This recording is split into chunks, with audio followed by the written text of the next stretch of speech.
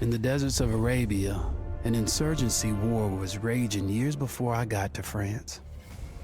Tribes of Bedouins had united to fight a war that was very different from the one we fought in the trenches. Using small mobile units, they challenged the might of an empire, and they were rallied around the ideas of a single, influential warrior. Ideas of freedom and change.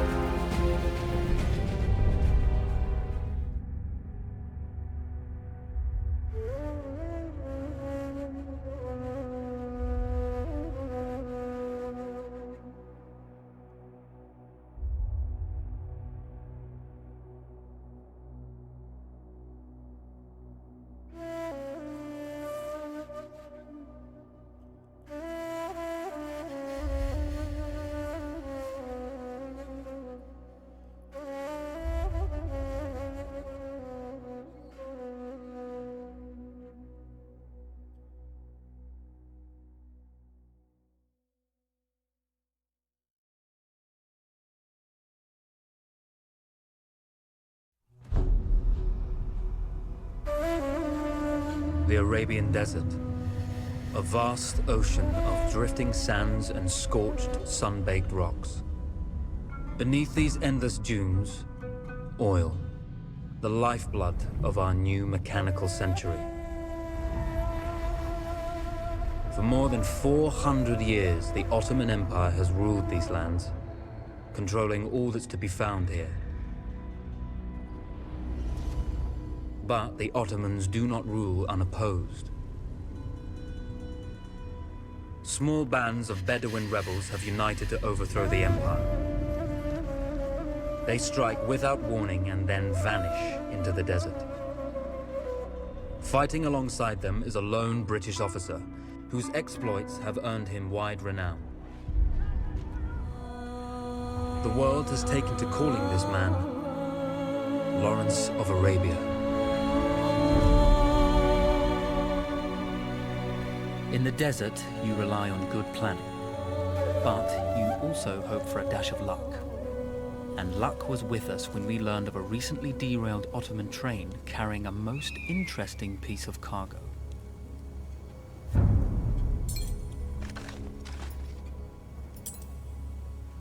A small patrol had joined the Ottomans who survived the crash. Together, they guarded the wreckage and waited for reinforcements.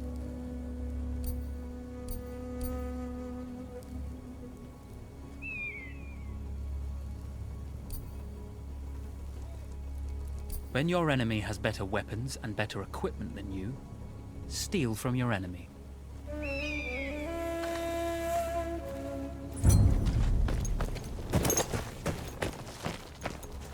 A lone fighter has just one advantage over a large enemy force. A lone fighter can move unseen.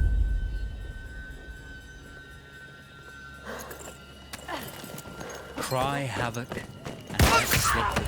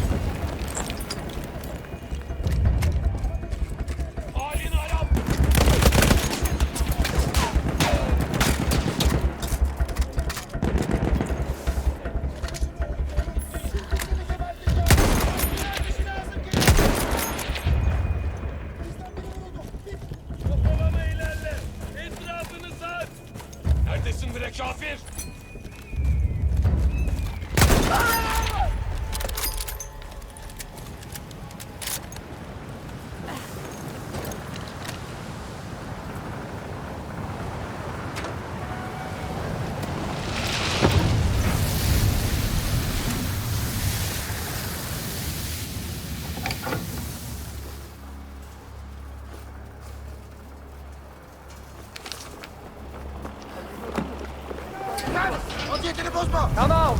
It's over.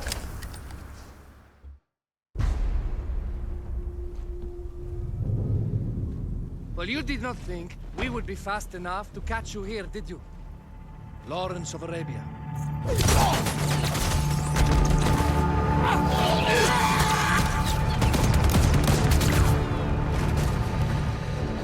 Actually, I was rather depending on it. Lawrence. Well, this is very clever. Now the hunter becomes the hunted. So who might you be? How enchanting you are, my dear. Ahmed. I'll show you enchanting. If it weren't for you, I'd be free. Free, is it?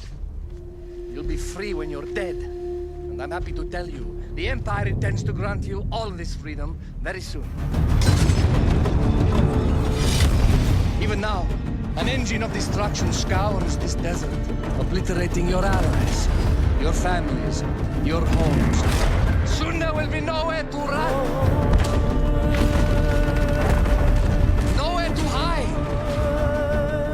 Soon all that you know, and all that you love, will be ashes. You will all be free to die. Oh. Ah, you animal! Zara.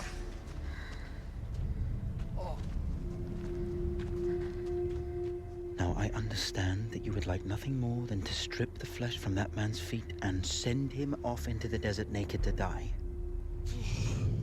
But think about it. You're right. I'm sorry. My friend here, she can be a little brusque. You're going to tell me how to lie to your train, so we can lure it into a trap and destroy it. Impossible. To even begin to talk to that train, you would need an entire book of communication codes. Oh, like this one, you mean? You can never stop the progress of machines. One day, the whole world will take your lands and the precious black gold beneath its sands. We shall see, my friend.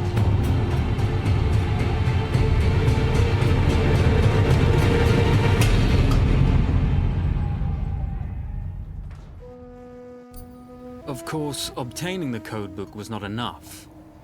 To destroy this Iron Dragon, this Canavar, as the Ottomans had named it, we had to send it 3 encrypted messages telling it to stand down.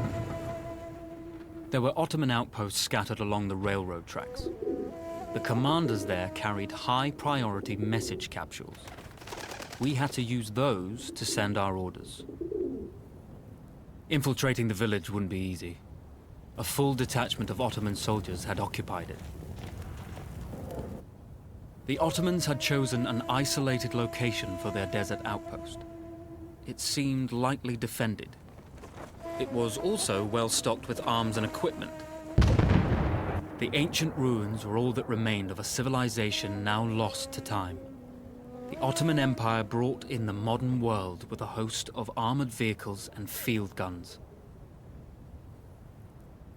3 commanders to eliminate, 3 personal message capsules to be stolen, and then sent with our false orders.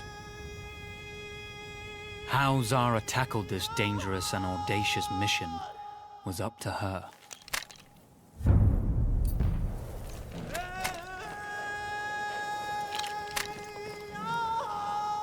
The Bedouin treasured their horses, and in return, those animals granted their riders unparalleled speed and mobility.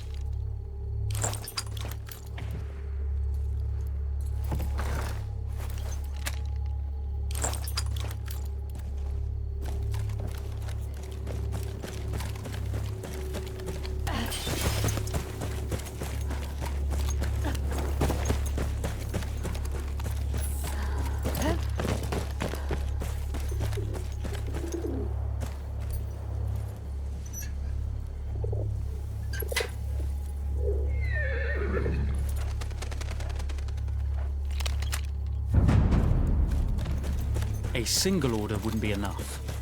Ottoman protocol required the message to be received in triplicate before the train would acknowledge it as genuine.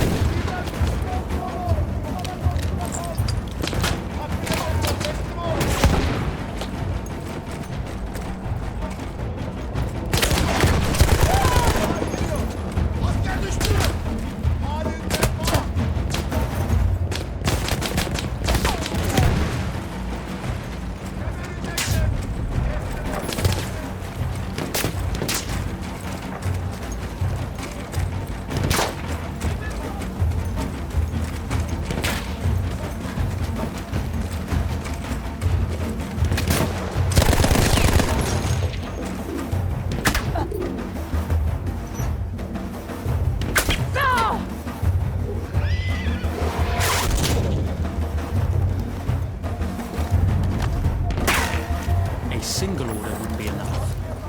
Ottoman protocol required the message to be received in triplicate before the train would acknowledge it as due.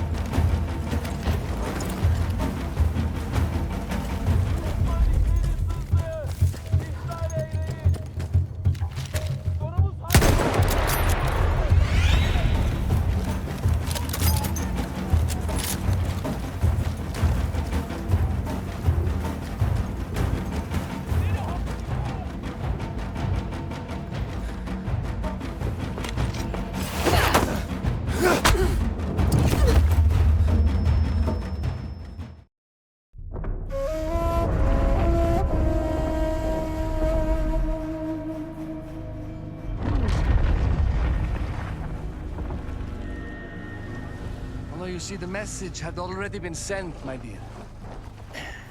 Not the message you would have wanted. Lawrence was such a good host. It almost seemed rude to escape. I made sure to note the location of Lawrence's camp, of course. Which means... the train knows too. Twice, you told that train everything was clear. But... I told it exactly where to attack.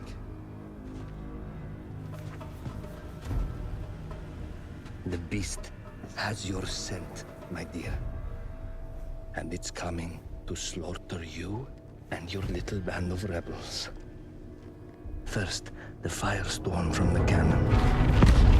Then, up close with the troops to slaughter any survivors.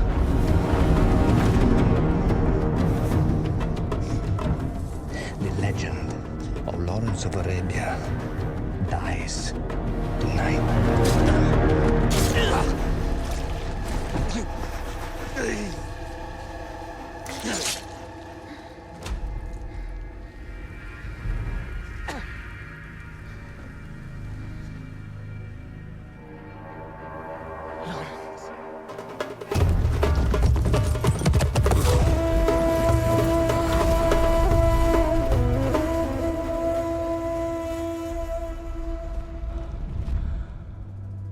You slipped away just in time. Tilkitchi was a fool to think we'd ever stay after he escaped. The carnival won't stop hunting us. No, it won't. Let me think. The train's coming a long way. So it'll have to stop to take on water. That's where we strike. Agreed. I'll deal with any sentries, then rig explosives on the track. Yes, and I'll rally our fighters. When I blow the lines, the train will be trapped. So when you hear the blast, you need to attack them with everything you have. It's good. But you know that there's a chance the men may not come. You may set off those explosives and find you're out there all alone. You know that. I guess I won't know either way until I set it off.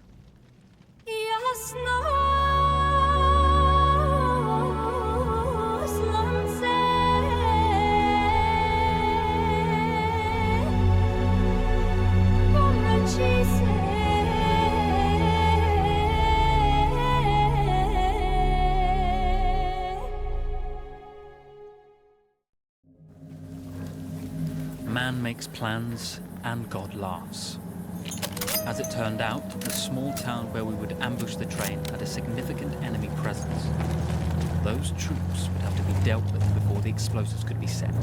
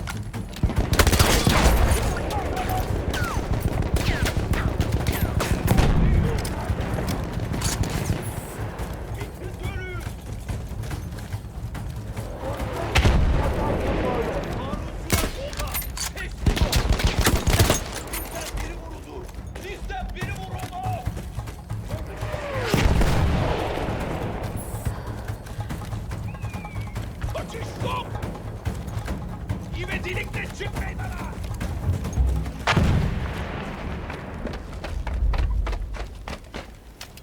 O neydi ulan?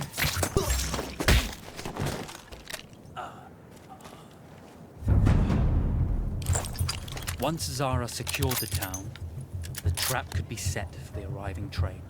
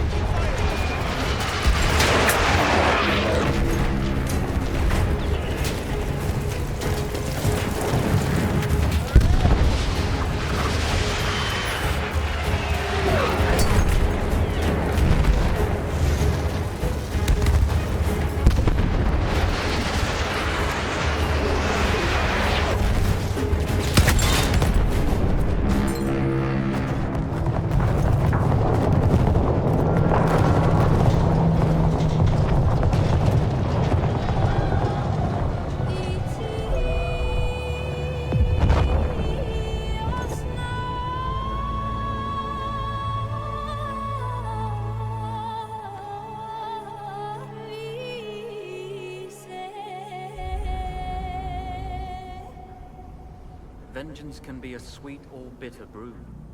How did you find it, Zara?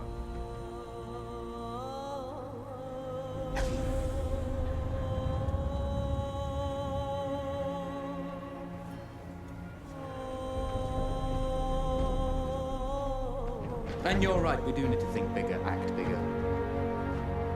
Maybe even the Suez Canal.